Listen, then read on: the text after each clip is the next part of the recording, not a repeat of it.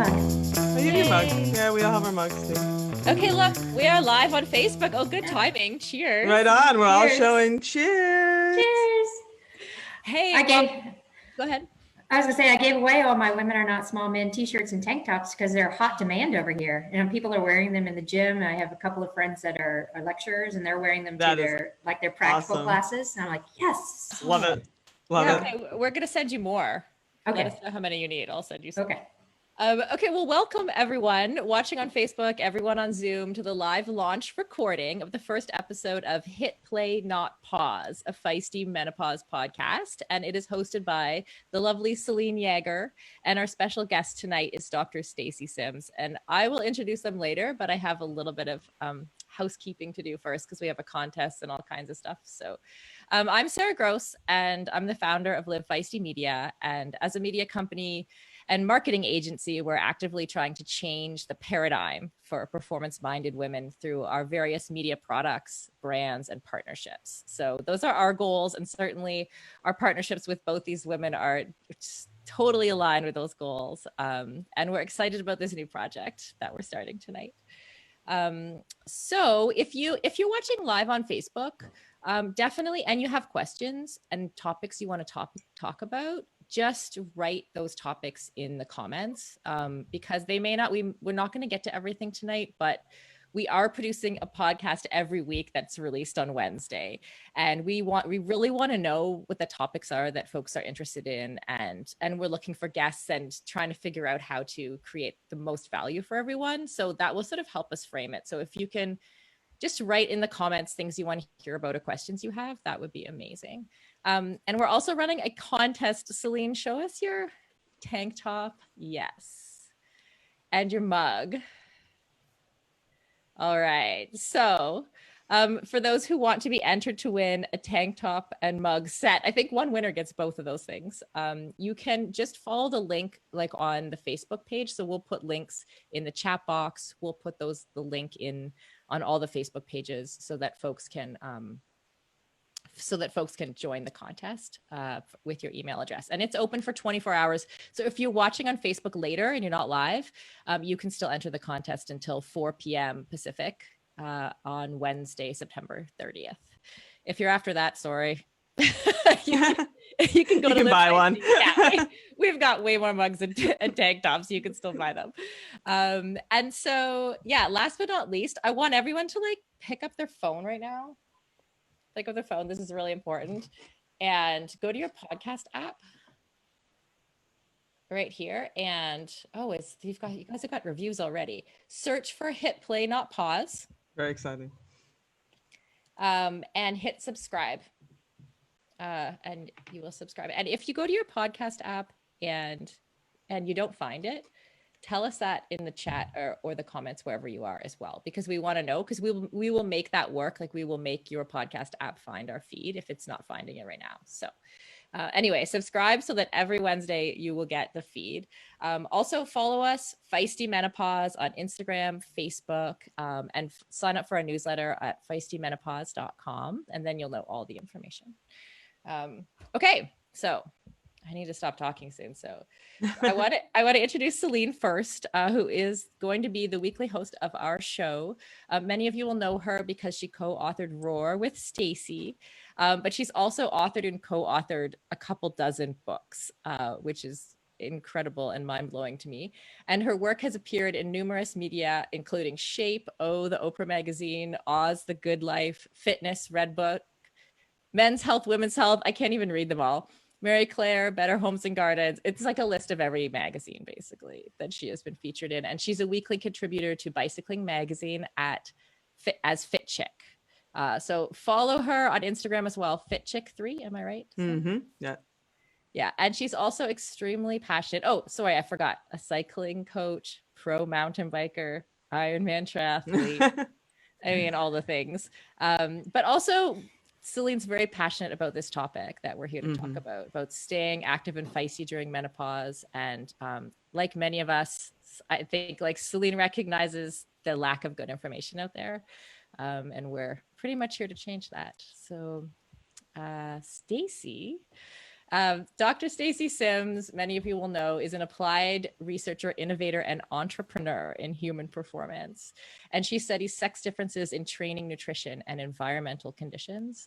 And I always think of Stacy as being like one of the first people to kind of put up her hand in a space and go, hey, but what about the women? And that space is kind of sports science and the way the studies are done, and the fact that most of the studies are done on men. I could tell stories. I remember being turned away from studies because I menstruate, even though I probably ran faster than most of the people in the study. But anyway, I could go on. She served as an exercise physiologist and nutrition scientist at Stanford University from 2007 to 2012. And there she began to translate her work into consumer products, wrote Roar to help explain sex differences to the everyday athlete. It was Selene's doing. Thank you. I'll always remember the email and the phone call. Why don't we write a book about everything that you say? I'm like, oh, okay. And now? I know, you were just like, okay. Sure, why not? Totally. And I think like we all understand, we all like really feel that need to have Stacy's information to the everyday athlete. The last thing I want to say before I leave is that Stacy also does online courses for female athletes at drstacysims.com. And she has the Women Are Not Small Men course, which is a deep dive into some of the topics covered in Roar, as well as the new menopause course. And both have cohorts starting in October and November. So head over there if you want more information. But for now, I will go and I will let these two amazing women record the podcast. Thanks, Sarah. Thank you. Thanks. I'm so stoked you're here. I'm so excited. I know. It's so good to see you. Instead I know. of like email, It's been way too long. It's been way too long. We have to be able to travel again. I know. But, it's so great because as we've been talking about, and as everybody knows, like, especially at this point, I mean, Michelle Obama's talking about menopause, right? So like I feel like there's a lot of general menopause information starting to circulate, starting to get out there. But the mainstream info, and I know because I've written a lot of it, is mostly geared towards trying to get women to exercise, right? Because most people are sedentary by and large, women included. But when you then go into the subset of women who are already very active or recreationally competitive or, whatever, it's a desert. Like there's just not anything there. And, I feel like we're just speaking into the wilderness. So when I announced this podcast, and I know you had a similar response to the course, it was an avalanche of women saying like, amen, and finally, and it's about time. So there's a lot to cover. There is. I feel like tonight, let's just do some broad brushstrokes, about your work. Yeah, I know your work in this area. And I feel like even just doing some broad brushstrokes would be super, super helpful. So I want to start with some clarification, because when you Google menopause or perimenopause or premenopause or postmenopause, there's all these terms and the symptoms are very much the same. And I feel like it's a little confusing. Like some women are like, well, is that me? Am I in perimenopause? What does that mean? And what should I do? So just through the lens of our audience of women who are trying to train, trying to feel good and exercise through diet and training advice, what do these labels really mean? I mean, is there a big difference between them, or should they be following similar advice? And I just wanted to throw that out there to start. Yeah, no, they shouldn't be following similar advice. So when we talk about premenopause, this is like your normal menstrual cycle years, your real reproductive years. Okay. So onset of puberty up to about your early 40s. Then in your early 40s, you'll still have a regular menstrual cycle for the most part, but your response to training and nutrition starts to change. So people will start to be like, what the hell? Like 3 years ago, I was super fast, and now I'm starting to slow down. So they train harder and nothing happens. And it's because you start to have a change in the ratios of your estrogen and progesterone. Mm-hmm. And you might start to have a little bit more estrogen dominance. So this is like the beginnings before we get into what we call perimenopause. Perimenopause is around the 4 to 5 years before the actual menopause. And what happens in perimenopause is you start to have more anovulatory cycles. And if you have anovulatory cycles, you're not going to produce progesterone. So you're going to end up with more estrogen dominance. You're going to have less progesterone. You're going to have somewhat of a regular cycle. You might have shorter bleeding days or really heavy bleeding. So things start to change from a menstrual cycle standpoint, but also training and nutrition completely, like what is going on. You start putting on belly fat, you can't sleep well, you're losing lean mass, you're not adapting to training, you're not absorbing training. And people like, the normal response I know from a lot of the women that I work with and just age group and mental drive is then they want to train harder and eat less. And right. then That's the first instinct. Stuff's going sideways. I must have to Yeah. And then it puts them into like a lower energy state, which compounds everything. And then when we get to specific menopause is actually one point in time. Right. It marks the anniversary, that we lightly say, as 12 months of no periods. And so it's just that one point in time. And then after that, it's postmenopause. And when you're Googling stuff, they put postmenopause and menopause all in the same thing. And some people are like, what's perimenopause? Like, I don't even understand it. And that's something that's completely different too, because they're all hormonal variations across. So when we're talking about the 4 to 5 years before that one point in time that's menopause, this is where you really start having lots of body composition changes. You start to have like cognition, brain fog, all of those symptoms that they say are menopausal symptoms. But it's perimenopause. And this is where we can really address those issues before we get into the rest of our biological state, which is that postmenopause state. So when you're looking at body composition changes, cognition, reaction time, all those kinds of things that are deemed menopausal symptoms, they're not really menopausal symptoms. They're perimenopausal symptoms, which may last into postmenopause for the first couple of years. Okay. So that begs the question, just for clarification, because we're going to talk a little bit about mitigating some of these things, right? Yeah. Is the advice like, is it ever, if I'm postmenopausal, is this advice still applicable to me? And, okay. So it's not too late. Like if like the postmenopausal women don't have to leave the room. Like we're talking to perimenopause through menopause, because the same things that you're doing when that starts to happen, I'm imagining continue. Exactly. Yeah. So when we're looking at it, it's what's happening from a hormonal standpoint, because all the sex hormones have a direct effect on all our systems. And in the perimenopausal state, the body's trying to understand what to do when we don't have those hormones. And then when you get to menopause, postmenopause, and you don't have those hormones, you want to keep doing the things that you set up before you actually lose all your period, to keep progressing, to keep body composition, to keep progressing your training, keep competitive, that kind of stuff. So it's not too late at all once you hit menopause and postmenopause. So everybody, the number one thing that I hear, I'm sure you hear, I started to experience a few years back, is that it seems like an overnight weight shift. It seems like all of a sudden you look in the mirror and it's like, where did my muscles go? Where did this wait? Like what's driving that? Like what drives that change? Is it what in the hormonal change? So we look at the way estrogen and progesterone have a direct effect on things like carbohydrate uptake, muscle glycogen, lean mass development, neuromuscular stimulation for strong muscle contractions. And when you start to have a change in the ratios, you start to have more insulin resistance. You start to not be able to store carbohydrate very well in the liver and muscle. You start using and storing more fat.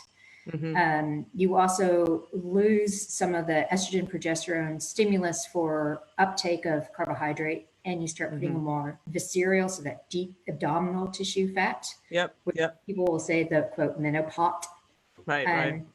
And because estrogen in isolation is anabolic, when you start losing some of the ratios of estrogen progesterone and you start losing that pre-ovulatory surge, you also lose a stimulus for anabolism or building muscle. So now you have to look at what's an alternative. How do we do that? So when we look in the mirror, and all of a sudden we have more body fat and we're squishy, we've lost lean mass, we've lost strength. It's because these hormones have such a drive on changing our body composition or maintaining lean mass, maintaining carbohydrate sensitivity and uptake, When they start to go crazy, our body's like, whoa. And then we start putting on the more fat Gotcha. and have all these changes. That makes 100% sense. So we've explained hormones as like messengers, right? So they sort of tell your different metabolic systems what to do. And when you talk about this, I imagine like them sending up a little SOS signal, like save our ship, like what's going on? Like we can't keep this all humming anymore and we're sinking. So what the advice then is to try to like pick up where the hormones can't do their job as well. I mean, is that what we're looking at when we're working with our changing physiology? Because we're all about working with our physiology to improve our fitness, right? And that doesn't have to stop just because your hormones are stopping your periods. So let's maybe go through some of the big pillars that I know from your course and from some of the work we've done together. Let's talk a little about that muscle and how to give maybe some anabolic stimulus in lieu of the estrogen, as our estrogen starts to disappear. What should women be thinking about? So there's this, I'll have to backtrack a little bit, because when I'm looking at what's happening, primarily in the masters women, where the perimenopause onwards, most people start to gravitate towards the long, slow distance. So you're seeing an uprise in like the ultra distance rides, the ultra running, that kind of stuff, because the body's becoming more attuned to long, slow, and metabolizing fat. Because when we lose the hormones, we drop back down to inherent sex differences at birth. So when we're looking at inherent sex differences, women have more proteins in the mitochondria to use long and short chain fatty acids. So we default to using more fatty acids for fuel. We also have different in muscle enzyme activity to be able to have fast twitch fiber action and regeneration, and using some of the fuel for fast twitch. So when we're looking at what happens when we lose the estrogen and we have that default back down to sex differences, we need to enhance what estrogen's done. So instead of gravitating into the long, slow, because your body's really primed for doing that, you need to counter it. We need to look at doing the high intensity stuff. We need to look at doing heavy resistance training. The reason for that is not only with menopause, but also with age, we lose muscle fibers. So if we're starting to lose muscle fibers, we need to bring them back. And if we don't have estrogen to help that, we need to look at an external stimulus. So we need heavy resistance training to get that neuromuscular stimulus. So the fibers that are there will contract stronger and faster. So that maintains our power and our strength. And then we look at doing like plyometric work or high intensity work to give a stress on the muscle itself to kind of break down. And then you give a protein bolus to get that anabolic action working to build the muscle back.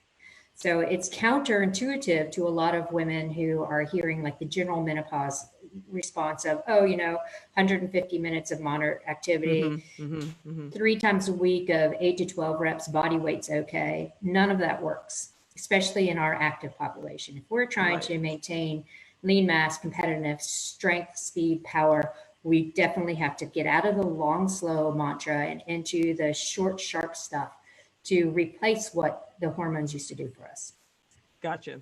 So I'm gonna bring some of that back into a little bit of a lay lens for people who might not have followed all of that. So you're basically saying that we gravitate towards the long stuff because we're comfortable there. That's what our body is trending to do. But you're not telling me that I need to give up my 4-hour bike ride on the weekend, Stacy, right? Because that's not happening. But that's not happening in my world either. But you're telling me that I should also make sure that I'm including really sharp things like Tabatas or very high intensity interval work to sort of stimulate some of that. And also in the gym, not doing 3 sets of 15 or whatever, we've sort of been programmed to do, but to lift heavy, like 5 by 5 sets of 5 reps or even less. And that's for neuromuscular reasons, meaning like you want to stimulate the muscle fibers that are there, right? And that's and that if anyone is still concerned, and please in 2020, I hope you're not, about getting bulky, that's not going to get you, that's not a problem here. That's not lifting like a bodybuilder. No, not at all. it's Right. just going to make you feel great, right? Yeah. And can you define plyometrics for some people who may be unfamiliar with it or maybe a little scared of it? So it's technically jump training. So you're looking at box jumps, squat jumps, any kind of multi-planar jumping action. So bounding, skipping, even jump roping. That's technically a jump training, right? Mm-hmm. And it doesn't have to be like the scary look at the, the 20-year-old track runners who are like jumping over hurdles and stuff. Right.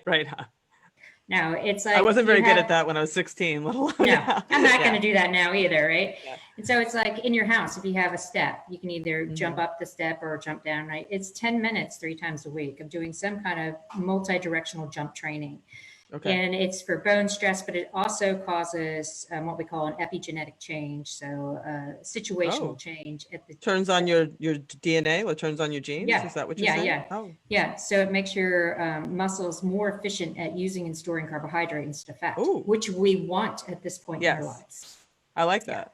Because Yeah. you're talking about the insulin resistance. So it's helping to counter some of that insulin resistance too.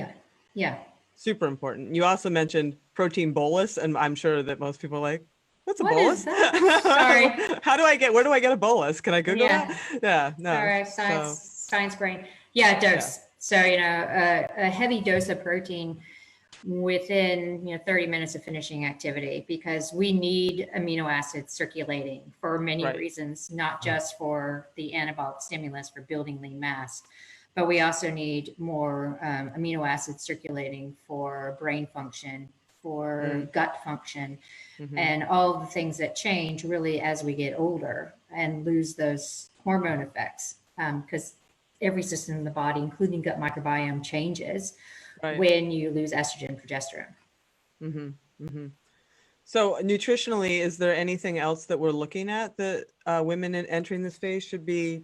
I mean, you mentioned protein, and I hear that all the time from you, like maybe protein every time you eat, you should have some protein. But are there any other things that, since we are becoming more carbohydrate sensitive, are there other things that we should be keeping in mind when we're fueling ourselves daily or for exercise? Yeah, so when you're looking at typical carbohydrate, you can look at using your white rice or potatoes or, some of the favorite things in and around exercise, because your body's going to turn on a different mechanism for using glucose and carbohydrate. But the rest of the time, you're looking at carbohydrate from fruit and vegetables. Okay. So you're looking at complex carbs. You can put in some fermented sourdough bread, those kinds of things, because the fermentation is good. But instead of having a big plate of pasta, it's more of looking at having pulse pasta. So you're getting protein and lentil. So the pasta isn't made from wheat. It's lower on the glycemic index. You get more nutrient density. So it's changing up the kinds of things that you're doing. So not giving up what you love, but looking for alternatives.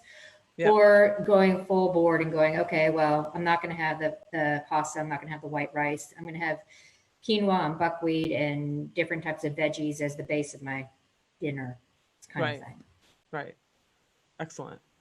And when I, confession, so Stacy and I, for those who don't know, are writing a follow-up book to Roar. I have playfully called it the Cougar Edition. I have no idea what we're actually going to name this book. But I like that working title. It's good. It's good. It's been working for me so far. But we hatched this plan. Maybe, I don't know. Roar came out in 2016. It became very, very clear that people wanted more than a chapter, right? Like it became very, very clear that they wanted more than a chapter. And at that time, I was 46, 47. And still, I was like, I just come back from a race in Cuba. I felt like I had this perimenopausal thing down. Like, I'm like, I can write this book with you. I know what I'm doing. And then overnight, I was like, what the hell is going on? Like, just like you said, I mean, all of a sudden my body composition was changing and my sleep was like weird. And I was like having anxiety. I always have anxiety. So I thought maybe that's just me. But anyway, I thought I can't write this book. So I contacted Stacy in kind of a panic, and you were totally unfazed, and you gave me a bunch of this advice. And you also mentioned 2 adaptogens that I had to Google. I couldn't admit to you that I had no idea what you just said. I was like, I just kept going shish shots, and I finally found them. Oh, good. And I got them, and they worked. Long story short, like all this advice really worked. And it gave me, like, I felt great on my bike again. I'm not as fast as I was 10 years ago, but I feel much more like myself. And I'm still hitting some PRs and standing on some podiums. So like, it was really great. And then I was like, okay, I can write this book. But can you talk first a little bit about those adaptogens and like what that does? Yeah. So I guess the basic idea of what is an adaptogen, right? People are like, what? So adaptogens have been around for a really long time, and they're just now starting to get more mainstream uptake. They're basically plant compounds in things like Indian ginseng. You might get a maca smoothie. And then some of the mushrooms that are around, like cordyceps and stuff that have been around, people have heard about. But there are some really specific adaptogens that work directly on our stress and hormonal system. So we have ashwagandha, which is one that's kind of good for everything. Shishandra is more of a stimulant for brain fog and wake up kind of stuff. Maca is one, and rhodiola. All these four have been really well researched through NIH and complementary alternative medicine. Same with black cohosh, but black cohosh is not an adaptogen. That's the hot flash one, right? Yeah, I hear about that for hot flashes. Okay. Yeah. So the thing about adaptogens is they work sort of like an antidepressant, where you take them and they'll attach to cortisol receptor sites, or they will attach to some of the estrogen receptor sites and moderate some of the flux that's happening. Because when we're perimenopausal and postmenopausal, we end up with more baseline elevation of cortisol, which is one of the reasons people feel really anxious and can't sleep. Stress hormone. Yeah.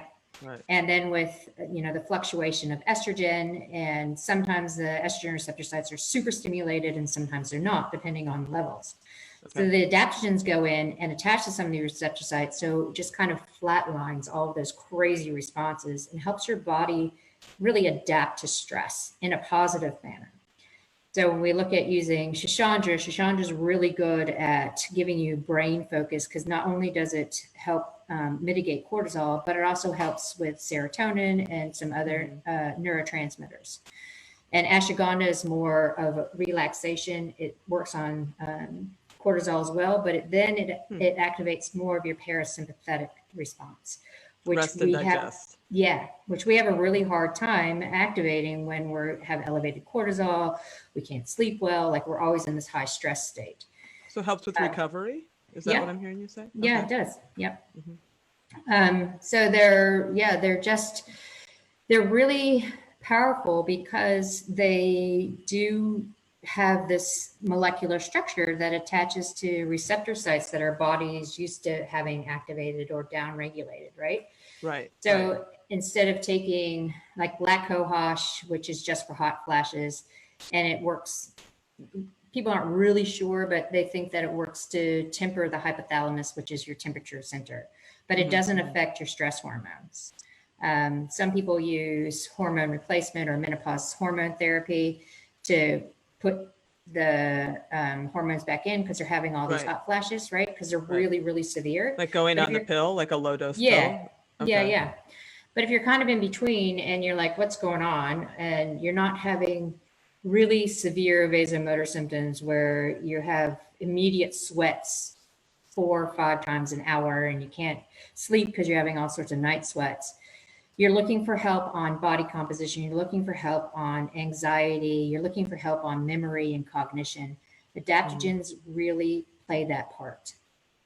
Yeah. And I was a little, not that I don't trust you, because I trust you implicitly, but I've tried a lot of stuff and I was a little like, I don't know, I hope this really works. And it all of it really, really did. And I see like there's some chat and Q&A blowing up as we're talking about this, about how to take them. How do you spell those things? We can put things in the show notes to spell this stuff out for people, because I can't spell this off the top. I'm not a good speller off the top of my head. Right. But and they have when you do get these products, they have good they have advice how to take them on the labels. It's super clear, and you don't have to take a ton of it. It's not like I throw the Shishandra in my coffee in the morning, and it's super, super easy.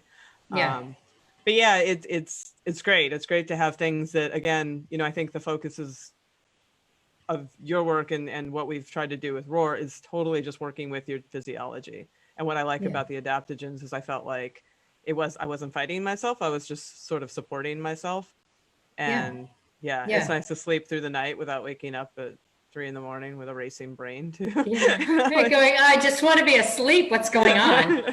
Counting back from 30. Yeah, like all the Yeah. tricks that I've tried to do.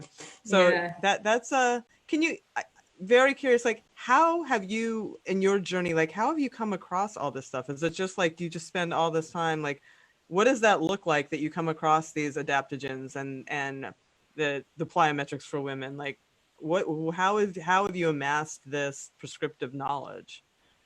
So adaptogens are kind of funny because when I was at Stanford, I got kind of out of more human performance and into the prevention research area. And so I had one hand in human biology, that was human performance, and one hand in public health arena. Okay. And one of the visiting researchers, which was best friends with my mentor, was one of the top researchers of complementary alternative medicine coming in from Columbia. And she was really interested in adaptogens and black cohosh for cancer patients because she was in remission for lung cancer. Okay. So she was looking at different adaptogens, and then she pulled me in on a project. And so that's where my first exposure to adaptogens was.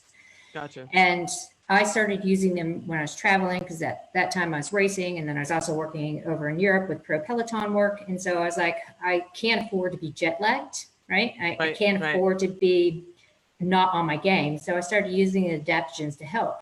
And so it's kind of been in my back pocket for a really long time. And when we're looking at it from a human performance standpoint, increasing thermoregulatory mechanisms, like you look at all the different physiology behind a sweat response. And you know that, well, if we want to mitigate some of that inappropriate sweat response, maybe we need to look at moderating some of these hormones, and adaptogens fit in there. Okay.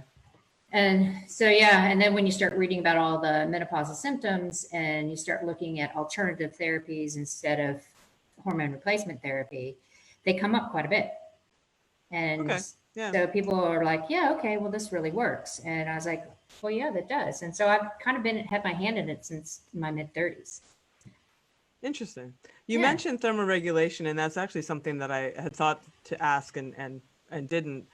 How or if do our hydration needs change with this? Because you're very into the whole hydration piece too. Yeah. And does that change as we go into perimenopause and menopause? Yeah, our thirst sensation completely flattens. We don't really feel thirsty that much, especially when we're exercising. So it's being very need water or fluid. We still need water and fluid. Yeah. So it's being more conscious of the fact that you do need to drink for the most part, like during the day and when you're exercising. And when we're talking about like thermoregulation and our very short, tight window now that we have, because we've lost some of that, what they call thermoneutral response. Can you explain that? Because you just actually lost me. What do you mean by thermoneutral response? So thermoneutral is, so you start exercising, and before you start sweating, you vasodilate, right? So you turn really red and the blood comes up. Yep. When we're losing estrogen, because estrogen has a very tight tie into vasodilation and constriction, because it has a very strong response in the endothelial lining and controls blood pressure and blood vessel response. Right, gotcha. So instead of being able to vasodilate and then sweat, we'll start sweating right away because we don't have so much blood pressure control. There's an adaptive response with exercise, but thermoneutral zone is that small window before we start sweating where your body's like, yeah, I'm getting warmer, but I don't have to sweat yet. So when we get into perimenopause and postmenopause, we lose that. So we'll start sweating a lot faster and a lot sooner. Okay. But our thirst sensation is muted. So we have a really high predisposition becoming dehydrated. Gotcha. Which is not good. Not good. And then if you're experiencing night sweats or, hot flashes in the day, it's the same thing. Like we're losing a lot of water through the sweat response. So staying hydrated is really critical, one, for performance, but also it helps mitigate some of the hot flashes, because if you have total body water that's up, then your temperature control is a lot better as well, because your body can move heat around a lot easier when you have more blood. So is there a sodium need change with that as far as like trying to stay more hydrated, or not so much? Not really. I mean, you're salting your food on a regular basis. Whenever you're drinking something, you have a little bit of salt in it. When you're exercising, you're using one of the functional hydration drinks, that the lower carbohydrate, higher electrolyte. So it's pretty standard in the recommendations across the board, as you would when you're premenopausal, but you just have to be more aware that your total hydration need increases. Right. And is it at all useful to look at your pee to see if you're hydrated? I mean, you hear that all the time. Okay. Yeah. Okay. Definitely. The pee sticks and urine height or urine specific gravity, like checking it when you wake up. And You mean actually peeing on the sticks like you've had us do? Yeah. Working Yeah. with you. Yeah. She would have us do these hill repeats up Mount Tam and then have us like go behind dumpsters and pee on those urine sticks to see what was happening. See what's going on. Yeah, that was really exciting. So I was just talking simply about like, is my pee the color of lemonade? You're taking it like another step. Yeah, but you can monitor your pee color, just making sure that you're not like taking a B multivitamin. Yeah, B vitamins or branched chain amino acids can also make your pee a lot darker too. Okay. Oh, good to know. Yeah. Good to know. As can beets. So yes. Yeah, there's lots of stuff going on there. Yeah. So we have I have a ton of questions coming in. So maybe we'll just answer some questions for some of the listeners that are coming in. One, and this comes up again and again and again too, sleep. So what are some ways to improve sleep when your sleep is deteriorating from so many angles, whether it be the hot flashes or the anxiety or whatever else is causing this disruption? Like, what can women do to help go to sleep and stay asleep? There are two primary things that you can do right off the bat. One is not eating within 2 hours before you go to bed. Okay. And why's that? We know that because digestion is a parasympathetic response, and so is sleep. Digestion is a stronger pull. So, the rest and reset kind of thing. So if you are eating within 2 hours before you go to sleep, you're not going to get into the REM sleep or the slow wave sleep very well. You're going to stay in that light sleep that you wake up a lot. Oh, okay. So it's like not having the bedtime snack. It's making sure that you have at least that 2 hour before you go to bed after your last meal. That really helps reset things. And then the other thing is using like tart cherry juice or some of the other more natural melatonin producing and containing foods, not taking a melatonin supplement. Because when you lose estrogen, you also lose more melatonin production. So when you're looking at why can't I sleep very well, we need to boost our natural levels of melatonin. So I tell women, take cold tart cherry juice 30 minutes before bed, which seems counterintuitive to me, saying, hey, don't eat 2 hours before bed. Right. But there's low sugar in the tart cherry juice and it gets out of the system quickly. So it doesn't affect digestion. So the coldness will help drop core temperature. The tart cherry juice helps with natural melatonin production. And if you're still having lots of problems sleeping, then you can look at using rhodiola, which is a relaxant, or ashwagandha before bed, because both of those help with sleep. Excellent. Yeah, that's super good advice. And that's interesting. I recently got a Aura ring. Like, there's not an advertisement for it, but so many people are tracking all this stuff. I'm like, I need to know what's going on. And I noticed that look, it's a Whoop strap, right? We've got our little trackers going. I know. But I noticed with the REM sleep that if I have had and I'm not one for late dinners, but sometimes it just gets that way, that it really does disrupt that. Totally. Everything else is good, but that piece is not so good. So it's interesting to hear you say that. But I did a little self biohacking experiment over the month of August. Okay, do tell. Yeah, because I'm doing a couple of projects in the advisory board for some projects for it's not an advertisement. It's just because I'm interested in the sleep tracking, right? Right. And a lot of the questions come up about sleep too. And so what I did is I collated most of the questions I get through the Dr. Stacy Sims about training and nutrition. And I kind of made this training program in accordance to what a lot of the questions are. So it's high volume, 70%, that gray zone training, high stress days, eating before bed because of a late meal. So I had these. So you were doing all that? I was doing all that. I felt awful. And so I have the month of Whoop data that they put out, like the high strain, low recovery, poor sleep, all this thing. And I can pick out the nights where I'm like, shit, I'm going to have a peanut butter sandwich 20 minutes before bed. Feel awful, right?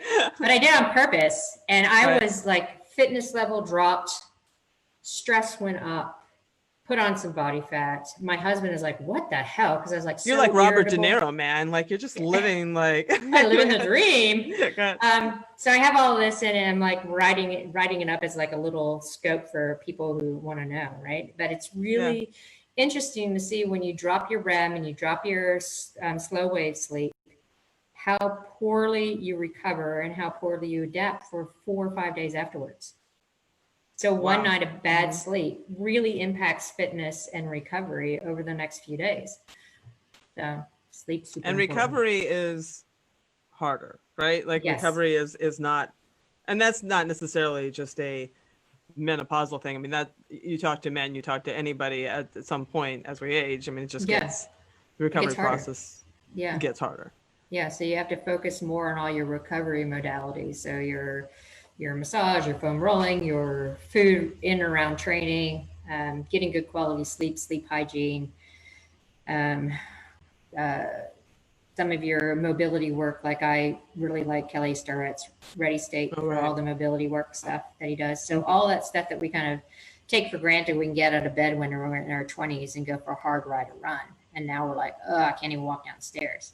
So you really have to take care of that recovery aspect. Right. And I feel like a lot of people, when they hear mobility, they think, oh, I need to stretch more or I need to do. And that's not what we're talking about here, right? No. We're talking about some of your muscles, especially depending what you do. Like if you have spent a lot of time being a cyclist or a runner, like you've got imbalances, right? Everybody has got imbalances.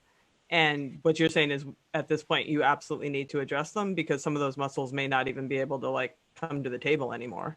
Right, exactly. Where like running in particular, where your glutes turn off because your hip flexors are super tight, then your running form starts to change and you start ending up with frontal knee pain. Or feels like joint pain, and it's not. It's just your mechanics are off. So once you start really addressing the tight hips and getting everything to fire, the pain goes away, you become stronger in your running stance. Same with cycling. Like if your glutes aren't working, you start to pull your knees in instead of your glutes working to have that good pedal stroke. You're putting yourself up for injury. And it's really, unfortunately, it's really easy to become injured once you start getting older. Right. And that brings up a little bit of an interesting question that I don't think I've asked is that, you know, I remember when I was pregnant, my hormones did all kinds of wacky things because you get kind of loosey-goosey. And, you know, as your hormones fluctuate during menopause, is that doing anything to your stability or your joint health or that women should be aware of?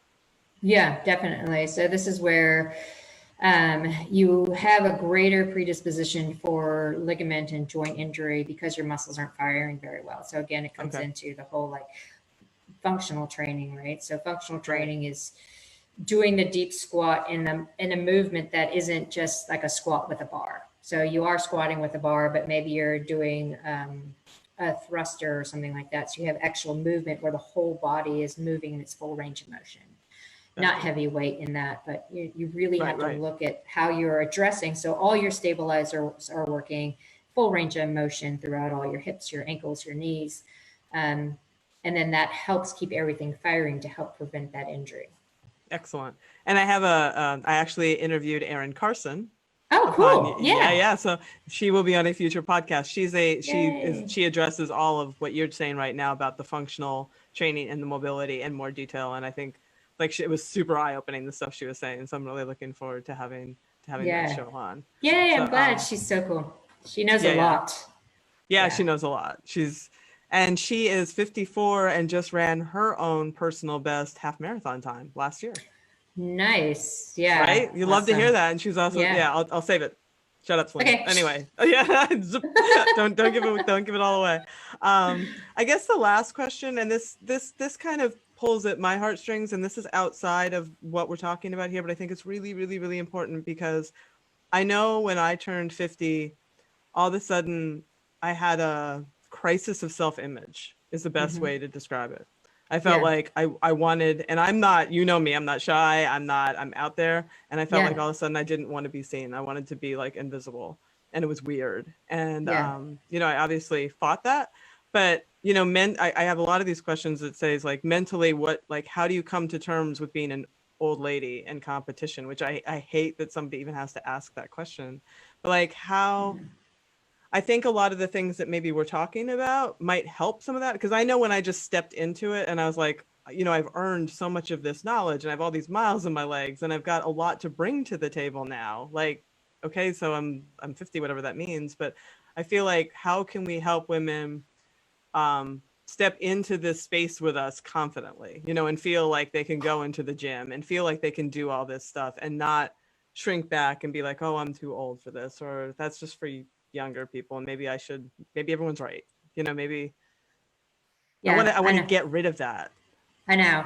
I have that too, because I'm 47 now and I train and ride with a lot of people. You're just a baby. I'm just a baby. Except some of my friends are in their early 30s. One just turned 30. And so they'll start going up the road on a tempo ride. And I'm like, oh, I'm the old one. And then I changed my mental. I'm like, no, you got to just forget about the age factor. It's like, look at the kind of training you're doing and be strong. So it's the mental thing. It's partially a sociocultural thing when we talk about it, right? Because you look at all the pictures of aging men and they like have the ripped abs and the muscles. And then you see the aging women. Silver foxes. Yeah, exactly. And then all the images of menopause is like the old 80-year-old dowager hump kind of, right?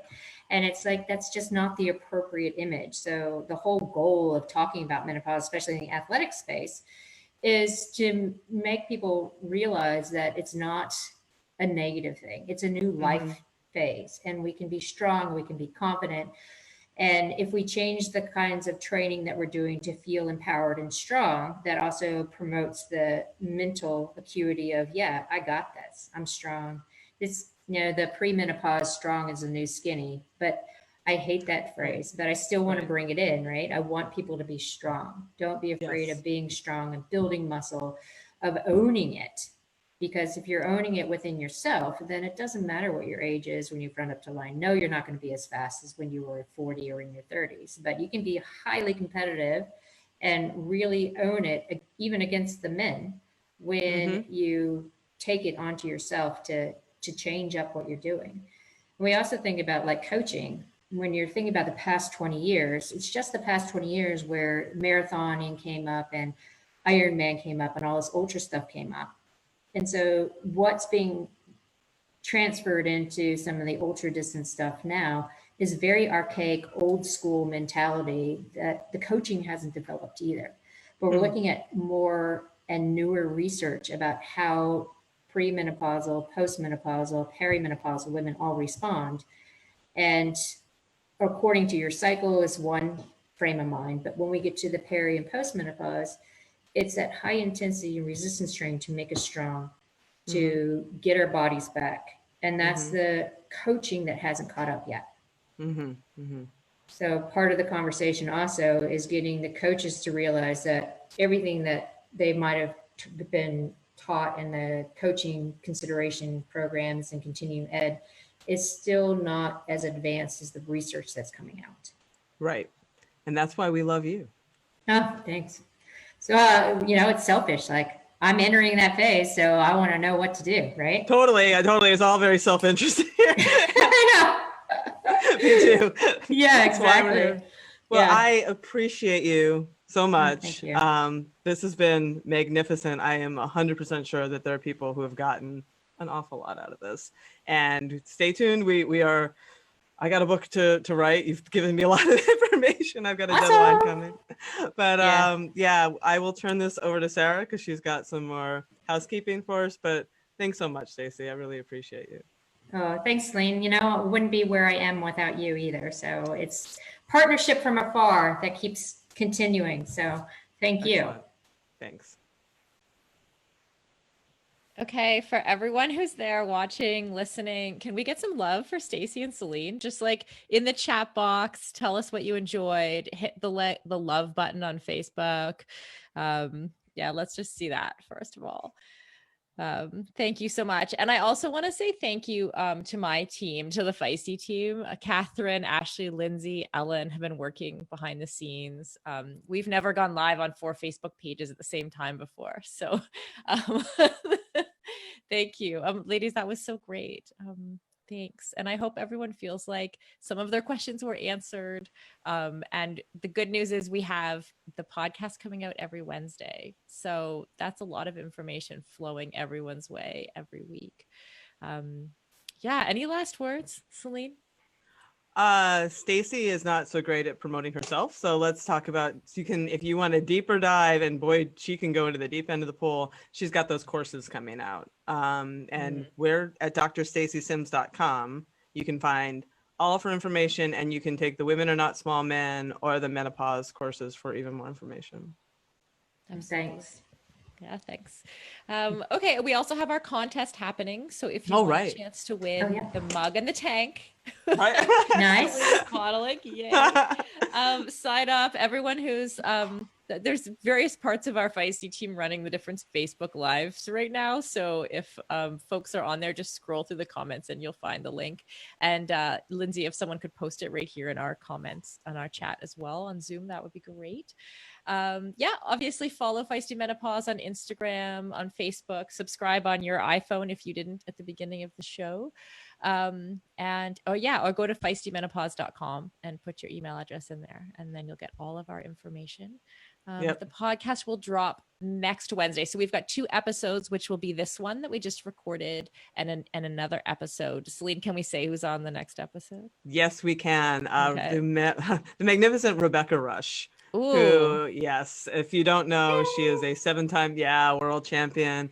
I raced in Brazil and Israel with her and helped write her book, and I am so happy she came on. When I first asked her to be a guest, I was afraid she might say no, because she's still a professional athlete, and this stigma is real strong, and I wasn't sure if she would be willing to step into this space, and she jumped in with both feet, and I'm so grateful for her. It's a really great episode. Awesome. Fantastic. Okay, so folks, look for that next week, Wednesday, not here on Facebook, not on Zoom, but on we can't do this every week. So thank you to everyone who's watching. Thank you to everyone who joined us on Zoom. If I'm missing anything, team, please tell me right now, because I think that is all. Ladies, that was fantastic, and I look forward to more greatness on the podcast. Thanks. Super fun to see everyone. Really great.